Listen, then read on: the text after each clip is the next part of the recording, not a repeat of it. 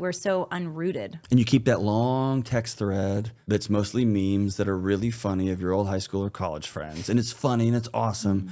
That's not connection. It's funny you say that because I've heard a lot of people say, I felt the most connected in high school or college, and I've never found that since. Like there's a reason 40-year-old guys still get together and talk about the big game. 40-year-old women get together and still talk about the sorority party that one time that Susie got real drunk and whatever.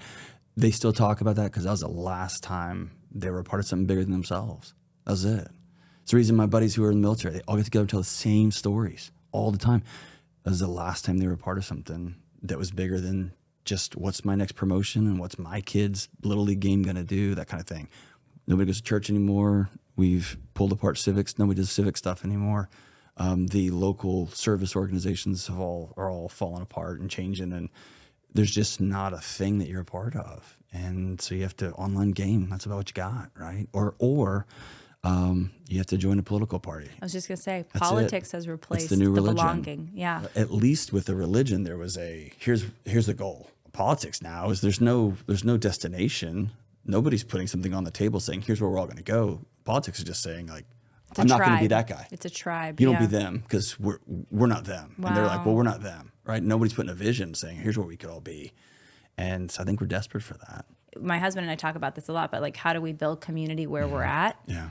And we had aspects of it growing up, partly because we were I was homeschooled. So like you have your homeschool community. Yeah. I was raised evangelical. So you had your church community. So I did have that blessing of like having these like very specific communities. How do people build that today? You mentioned the neighbor thing, like bring the bread over. Weird. Be weird. Yeah. I mean, like I always tell you, got to go first and you just got to be weird. And I think underneath that, like I'm tongue in cheek, but I think you have to start taking risks. What does that look like for like the, 30-year-old single woman or maybe the 45-year-old dad? Like what do you mean by risks? Community risks, community building risks. One thing I coach people on, like, if they're struggling with anxiety, I tell them once a week, you have to invite somebody over and you have to leave one thing out, like a thing of laundry, or you have to leave dishes out.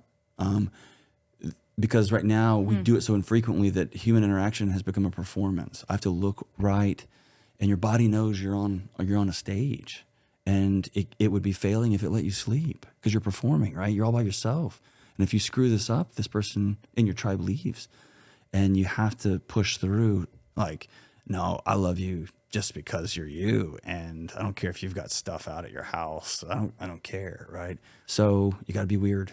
And invite people to your house, or start a bowling league, or start a book club at work. Do something and get together once a week or twice a month and start putting yourself in positions.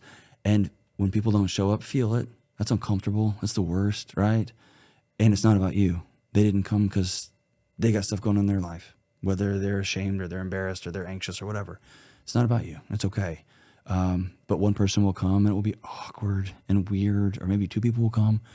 And my hope is if you keep showing up and you keep showing up, that people will keep showing up, right?